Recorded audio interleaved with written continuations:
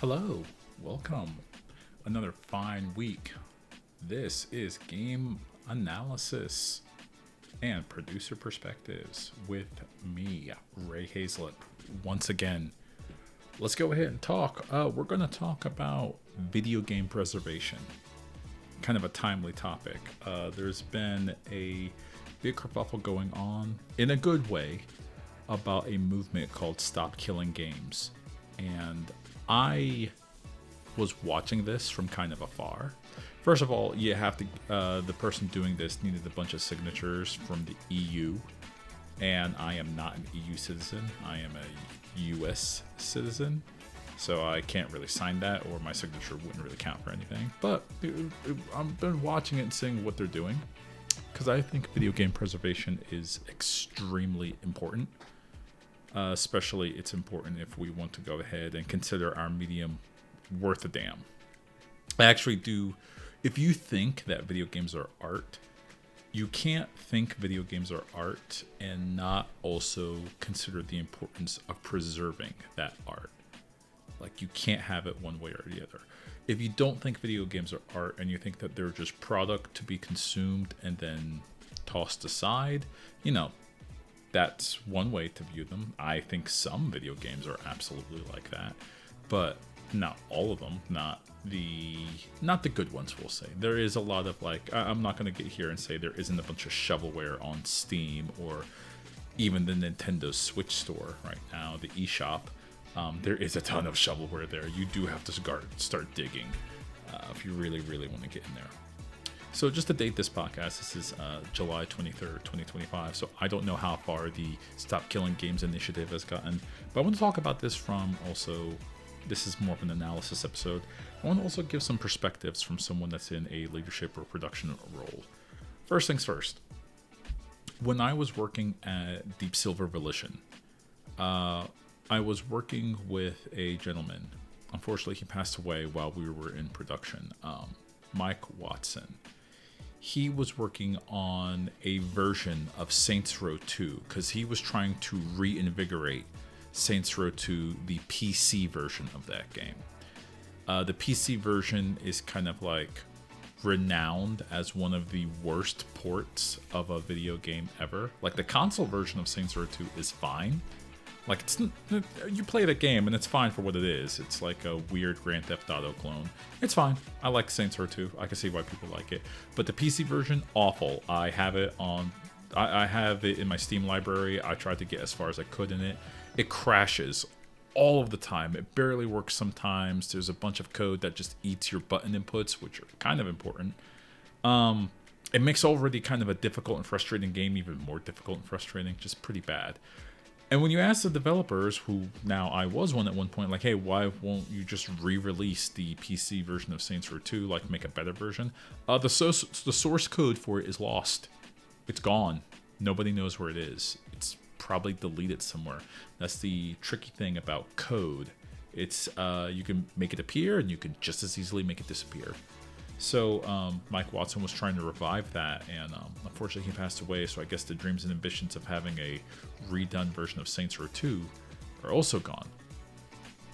Originally, Final Fantasy VIII. So many people for the longest time asked, why wasn't there a remaster of Final Fantasy VIII? There eventually was one, I do believe in 2020, I want to say, 2020, 2021. There was just the PC version. The one that you played on Steam was just the PC version of the game. And that's the one I ended up beating, like, I think back in 2018, 2019. It's fine. I haven't played the remaster. They eventually did get a remaster out there, which is based on the Steam PC version. Because the original version, the original PC version that they should have used to just bring up the code up to snuff, bring the polygonal models up to snuff, that's also gone. The source code for that, gone. This is Square Enix now. They lost the source code for one of the highest selling games in their library, Final Fantasy VIII. Shocking. Actually shocking. And I say this all the time on this particular podcast and in other places. One of my favorite video games of all time, Battlefield 2142, a futuristic first-person shooter that required multiplayer servers. I haven't been able to play that in almost 20 years. Like, almost. It's 2025 right now. Okay, a little bit more than 20 years. I think the last time I actually was able to play a match that worked was in 2010 or 2009. So it's been up there. But it's been a long time. And once those servers have been off, they've just been off. There have been people that have tried to revive the game and try to get it working again. But Electronic Arts, the owner of the game, always sends a cease and desist letter saying like, hey, we see what you're doing. Stop that. We own the IP. We also own the rights to run these servers. And then they shut it off. And that's happened several times to the point where like there isn't much of a community around that game. And it's a multiplayer only game, so it needs a community to exist. No one has figured out how to get like good bots running on it yet. And I own the disc. I always say this. I own the disc for Battlefield 2142, and it's kind of weird that the disc doesn't do anything. I know that's up for a lot of multiplayer games, but follow along with me. I also own the disc to Destiny 2, specifically the version of Destiny 2 that's called Forsaken. Now, if I put that disc in and I tried to play any of the missions on Destiny 2, none of that works. Nothing on that disc does anything.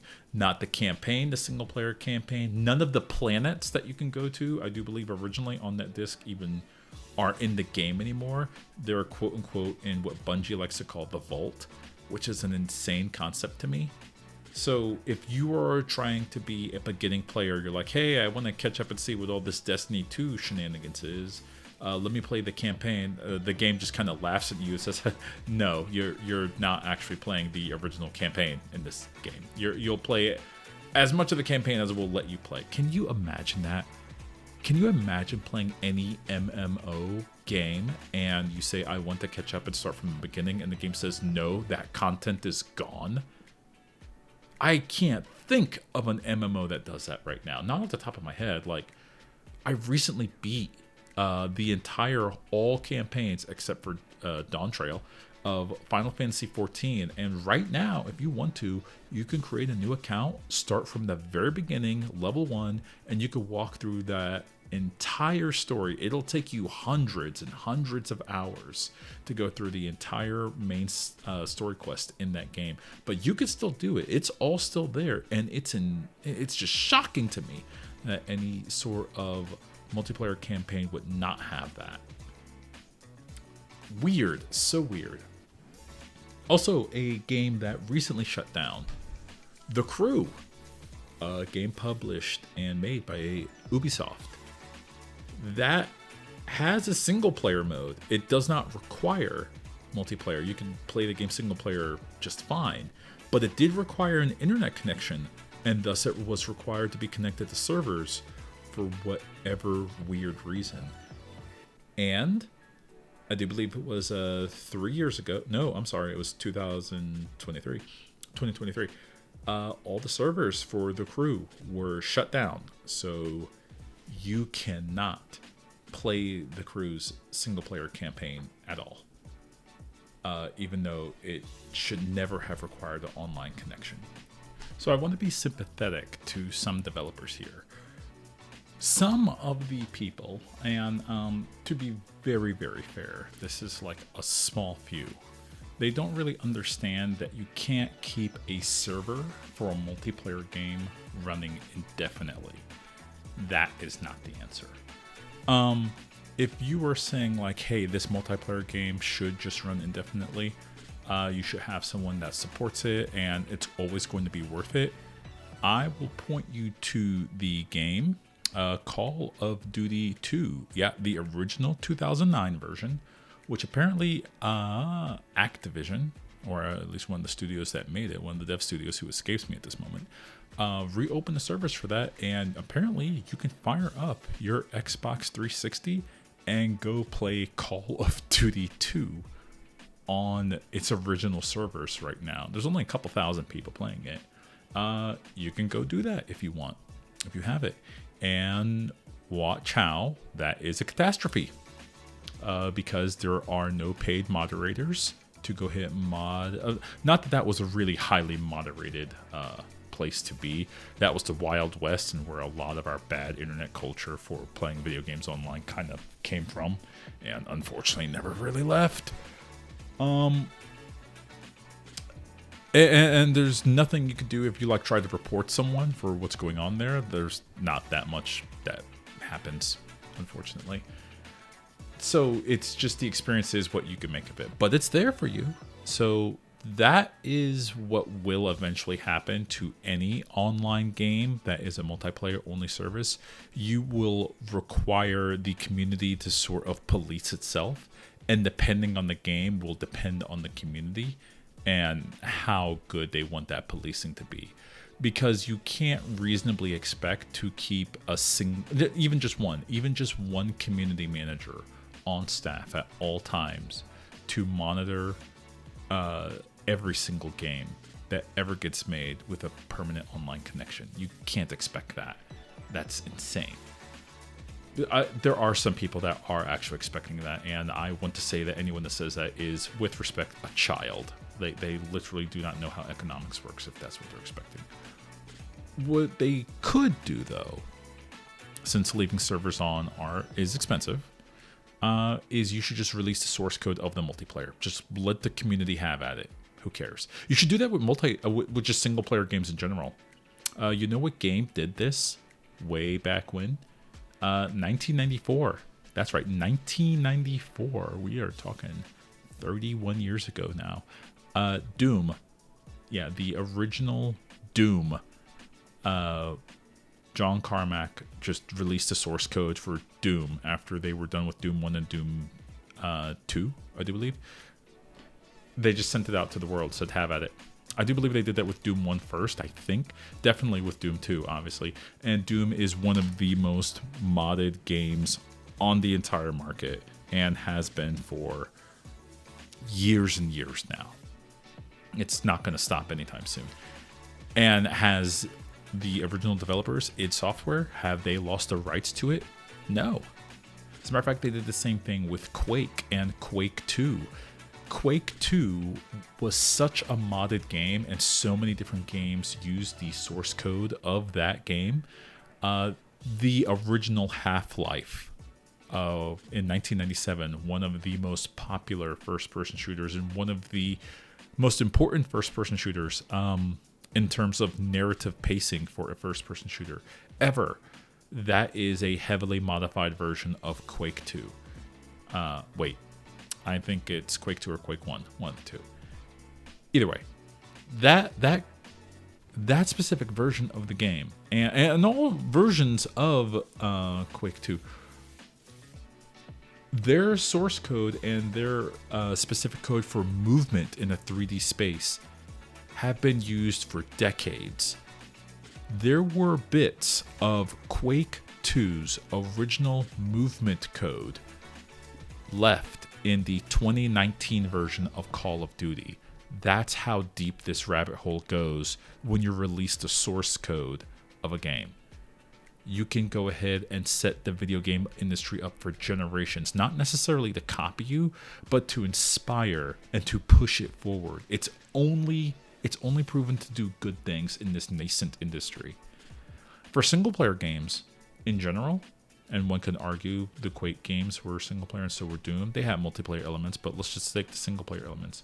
We should have a rule, a hard rule, that in the end user license agreement, the EULA, after a certain number of years, the source code for that game just gets released onto the internet into the wild, and it becomes the world's.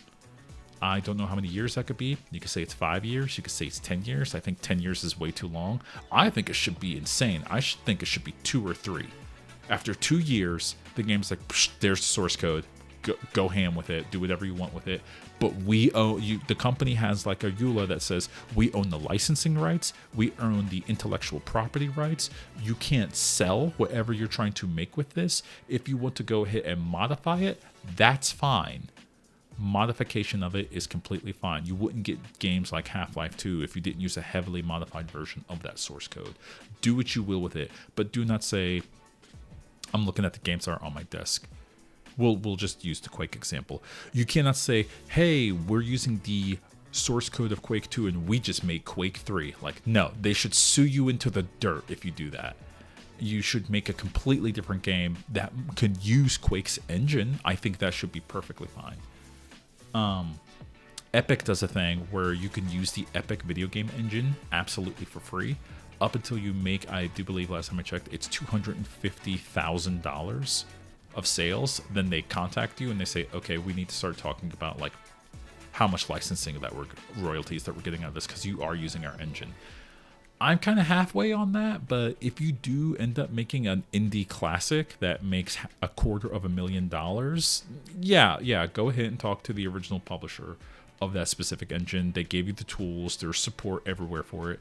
Maybe there's a conversation to be had there. I'm actually been okay with that. Unity has some sort of licensing protocols too, but we're just talking about the source code of just games specifically.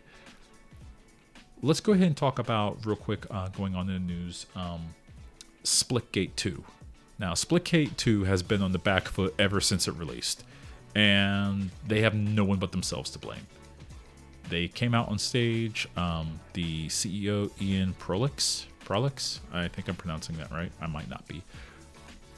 Looking like a complete idiot, wearing that Make FPS Great Again black hat. Yeah, that bad look. Insulting all other first-person shooters besides Titanfall 3, which isn't a game that's out and might never come out. And then saying they want to reinvigorate the first-person shooter industry by announcing a battle royale, a subgenre of first-person shooter and third-person shooter that, like, there are only two existing of. PlayerUnknown's Battlegrounds and Fortnite. Everyone else is also ran or dead. And they're like, well, we're going to bring it back. No, you are not. That game has been doing so poorly that it hit, at least on Steam, sub 1,000 players on the daily. And the game was released back in June. So if you are a constantly online game and you're getting sub 1,000 people logging in to play it, that is called death, unfortunately, for your game. So they've taken an interesting page. They're doing something that doesn't get done extremely often in the game industry. It's rare. It's been done before, but it's very rare.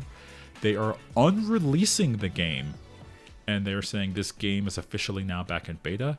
And in doing so, they laid off something like 45 people working at the studio, which is extremely unfortunate. Now, talking about game preservation, they also announced that, hey, by the way, Splitgate 1, the original game that got them ahead of where they are, we're going to eventually shut down those servers because it's costing us hundreds of thousands of dollars to run those servers. That's an insane number to me. I didn't know it was costing you hundreds of thousands of dollars to run the servers for a game that also has sub 1,000 people playing it every day. Weird, but okay. Maybe that game requires some weird server architecture. I have no idea. Probably could have reduced it down to like 10 servers or something like that. I don't know. Anyways, they did make a secondary announcement saying that we do want to go ahead and make it so Splitgate 1 would be accessible one day without a online connection or without our server architecture. I think that'll be cool, but they didn't give any promises to that. They just said one day. This is a company that maybe you shouldn't trust every single word that they say because they've kind of proven that they are a little bit untrustworthy, and they've been on the back foot for a long time. But at least they're trying. I will give them that. At least they're trying. You know, they've had a rough go out of it for a long time, but Microsoft is oddly one of the better companies when it comes to preservation. I know that seems odd, but you can put a disc of the original Xbox game, like a game that came out in 2001, 2002, 2003, in your Xbox Series X, which came out in 2021. And so long as you have the licensing and you paid the correct fee, there is a small fee you have to pay for the correct licensing, it will work. It works on your Xbox Series X. And There's not many games that do that. You actually have to go to their website to see which games will work, which games won't work. There's a very small collection of Xbox original games that'll work. There's a pretty decent sized collection of Xbox 360 games that'll work. And there's a relatively healthy collection of Xbox One games that will work. I think it's pretty much every single Xbox One game will just about work. But it's the fact that they have tried and are trying for preservation to make sure that all disc-based games on their consoles work. Now, is it complete? Is it like a full list? No, not even close. But it is an attempt. And I think the Stop Killing Games initiative and any sort of person that appreciates game preservation appreciates the attempt. On the list of people that are extremely bad at it for no real reason are Nintendo. Nintendo's bad at it because they will shut down they shut down their digital services, the Nintendo Virtual Console, and the original Wii U and 3DS and DS eShop. Those are gone. And there were specifically games made for those shops, supported by Nintendo, and they're GONE, gone. You can't access them anymore. Apparently, the Video Game Museum has access to the files for those. I think the completionist, before he fell off the bandwagon, YouTuber, don't worry too much about him. No, we won't get into that.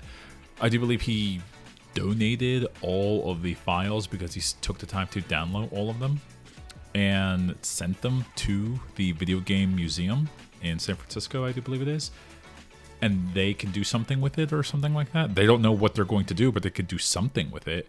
But yeah, Nintendo is very bad at it. But one thing Nintendo is pretty good at is Nintendo is really good at backwards compatibility. They've been pretty good at that for they're good and bad at it from time to time.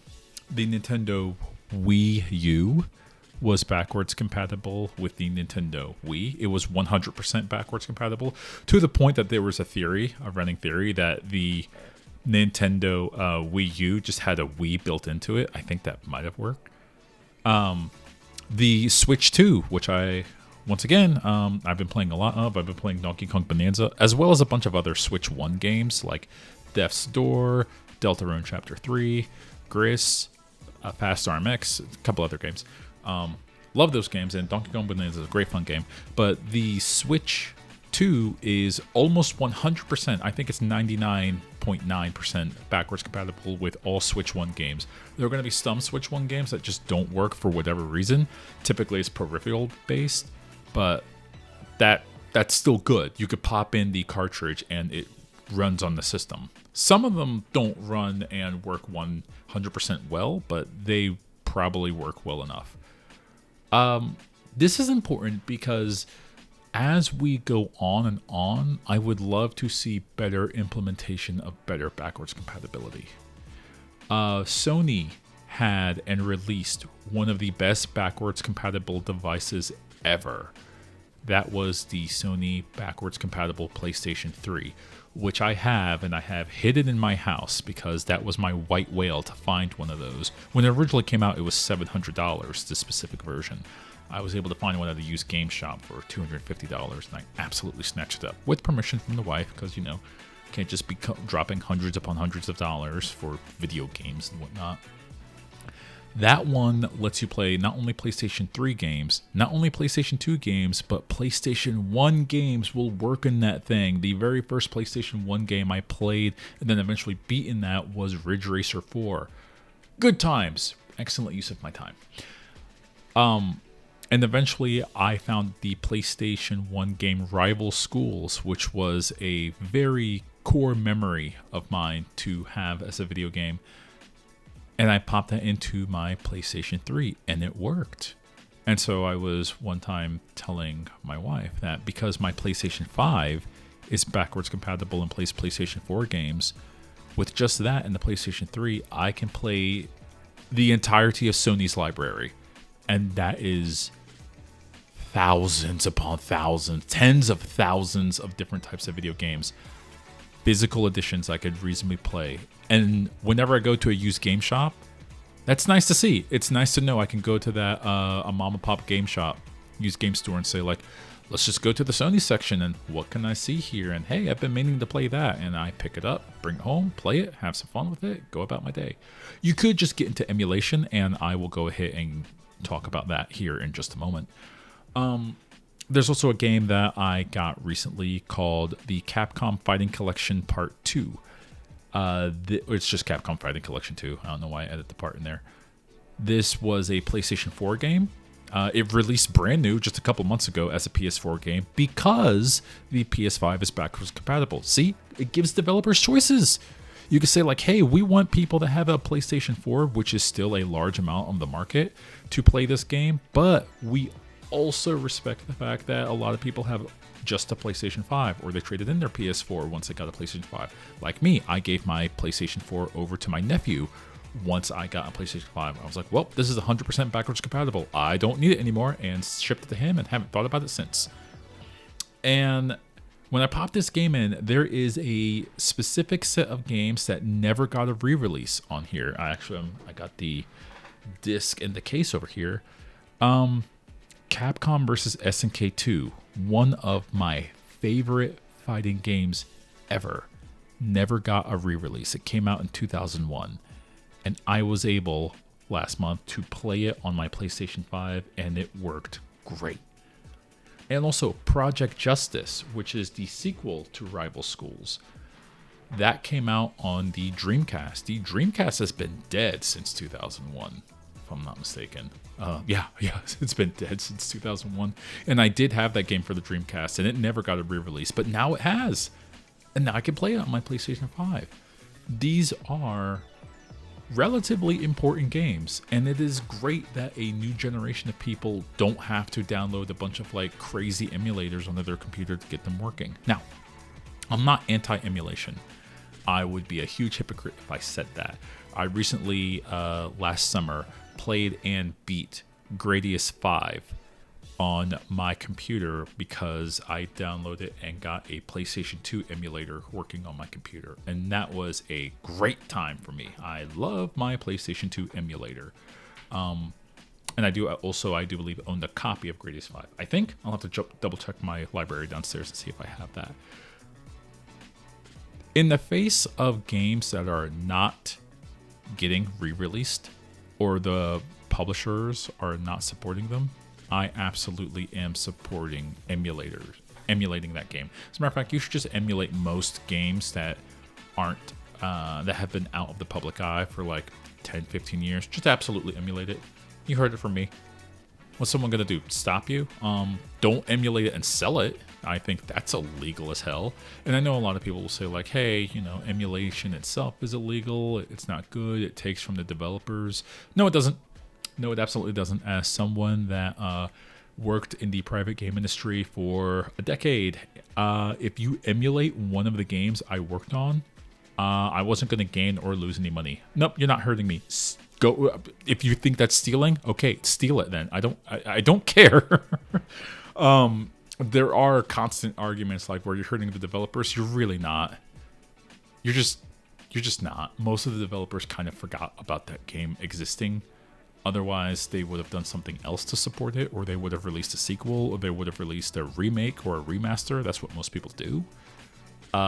Just saying like, hey, this 30-year-old game or 20-year-old game or 15 or 10-year-old game that they sold for a console that no one is probably even supporting or thinking about anymore. Yeah, if you have a way to like safely emulate that, absolutely do it. Go experience it. Do it. I do it. It's gotten even easier. Like, it used to be really rough to kind of do. I've been emulating games since I was, how old was I? I was definitely in high school. And I think one of the games that I emulated and tried to beat was the original Super Nintendo version of Final Fantasy VI. It was called Final Fantasy 3 on Super Nintendo. Everyone knows that story. And I got really far into it. I got to the halfway point where the world gets destroyed and then you have to keep playing the game.